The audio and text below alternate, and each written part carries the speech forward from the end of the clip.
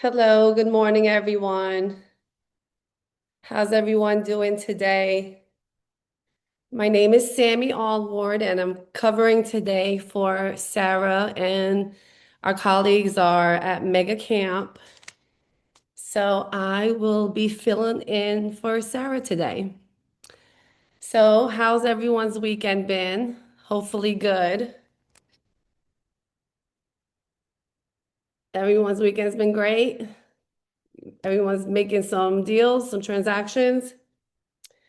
Well, I'll tell you about an experience that I just had with one of my deals that I finally put to bed over the weekend. It was an investment property that should have got completed in 3 weeks, but took 6 weeks. And it was extension after another extension. And we had a structural issue that came up during the inspection. And the investor wanted to get their own people to do the inspection. And then they came out with this outrageous estimate. And we were like, no, we're going to do it the right way. We're going to get a Poe Engineering to come out and to do a engineering report and just to give us something official, like if it is or isn't a structural issue. And behold, it came back, the structure was sound, so it wasn't a structural issue. And then another thing that we done, but there were some other issues. The investor opted to get a plumbing scope, and of course, with the general inspection, there was a lot of items that they wanted to get repaired, right? But the seller doesn't have the funds, and that you're going to run into that where, it's just the seller just doesn't have the funds to get the repairs done. So we thought an escrow holdback would be a great idea. I don't know if any of you have tried doing escrow holdbacks in your transactions before, but I have, and it wasn't always as hard as this one had been. And and I'm sure there's a lender on here that can attest to it. Escrow holdback aren't always as, simple as you think that they're gonna be. And so we get the escrow, we get the estimates, the quotes from the contractors. We get two different estimates, and we submit it into the lender. He submits it to the underwriter. The underwriter comes back. There's issues.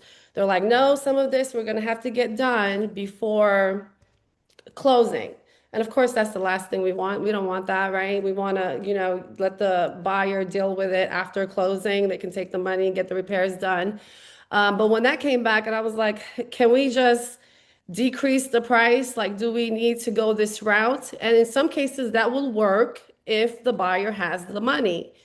So the underwriting went back and they were like, can we just take this out completely, the escrow holdback? Can we just do like a price decrease, kind of save the deal? And yes, that worked. So we just reduced the price, what we were going to give into the escrow holdback, and made the deal work. We closed on the property. But those are some things that you're going to run into when you're in the middle of a transaction. You think you got it figured out and you're doing it one way, and then, you run into some bumps and then you have to pivot and, and just figure out another option to make your deal work. Well, that was my deal over the weekend. If anyone wants to share anything that they dealt with or something similar to that as far as escrow holdbacks or have any comments, please feel free to share. I'll give anybody a minute. Yeah, escrow. Hey, this is Patricia. Hey, How are you, Patricia, good Sam? morning. Good morning. Yeah, escrow holdbacks are a great way to go. You do have to keep in mind a lot of times on the escrow holdback, you can do it kind of depends on the loan too, that you can do, they'll say that it's for weather related items. Like if you have a new construction or something like that, and they hadn't have not finished the soil, the groundwork and things to that effect. So that's something that can be held back. Also, keep in mind if you want to do an escrow holdback, it has to be 1.5 or 1.5% that they have to hold back. So that is quite a bit of money sometimes, depending on, the amount that you're going to do for the holdback. But I had one that we did an escrow holdback, and believe it or not, I was able to get a lot of things. They were able to get a lot of things done and still close the deal. So that's a great way to pivot, Sam, and still get your deal to work. So great idea. Yes. So I mean, there's a lot of options and you could be creative.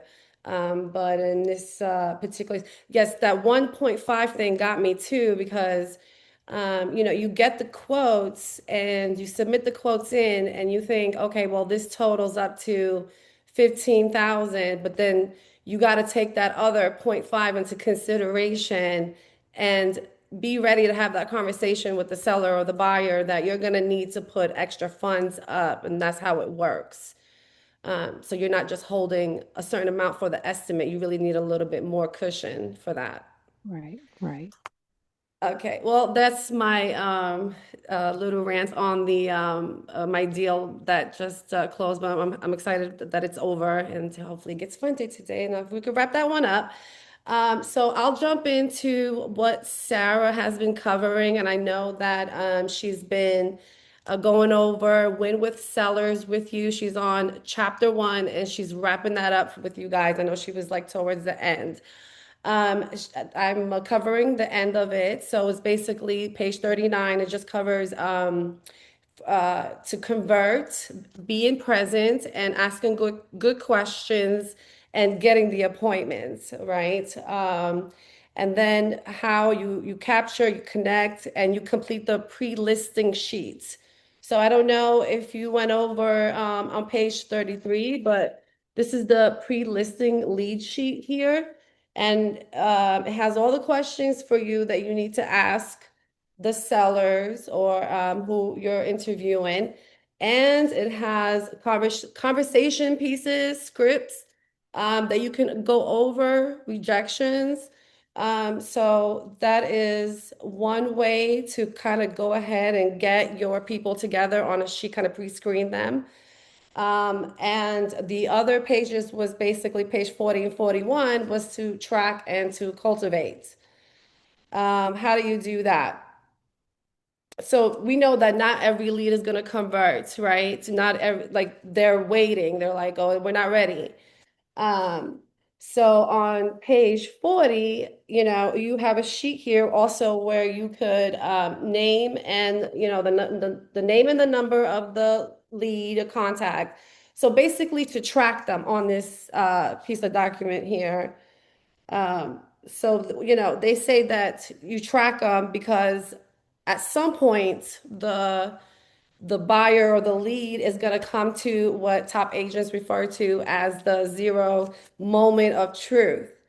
And what that means is simply that the lead becomes able, ready, and willing clients. That's when you begin to take them to the next level. Other things that when you're doing these conversations and having these conversations with and tracking and calling these leads and ask them questions and ask them good questions. And there's a list of questions also that you could be asking these sellers, but that will kind of tie into your what Sarah has also been going over is the the CEO and the GEO. And she was talking about blogs and how to make your name come up in conversations. Well, it starts, on the base front. You're having these conversations with the clients. They have concerns. You're answering these questions for them, and you're blogging about them. Maybe you're posting about them. You make an article, you post it on your website. Now, these same questions that these sellers have concerns about are Googling, and now your blog comes up and you're talking about these issues, these concerns that they've been thinking about. And so now, they're looking at you, they're like, well, she's a source of information. So that's where that piece plugs into when you're doing all of this. Okay, so challenge for everyone is to follow up with 5 existing contacts that you have and write down their names and of course track it. And this is something that I think that we all even like seasoned Asians have issues with, like tracking. Like we're good at tracking our closings, like we know how many we close and when we're closing, but do we track our activity that we're doing daily? Do we have, like, did we leave a message? Do we set appointments? Are we tracking our activity? um, so wrapping up chapter one, and basically it is to convert. You want to cultivate, you want to create value, and you want to track.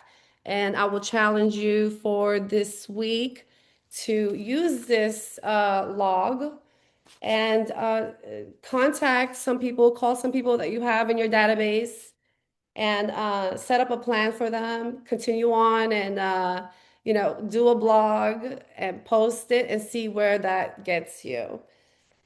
I think that's close to my time. If anyone has anything they'd like to share or add, please feel free.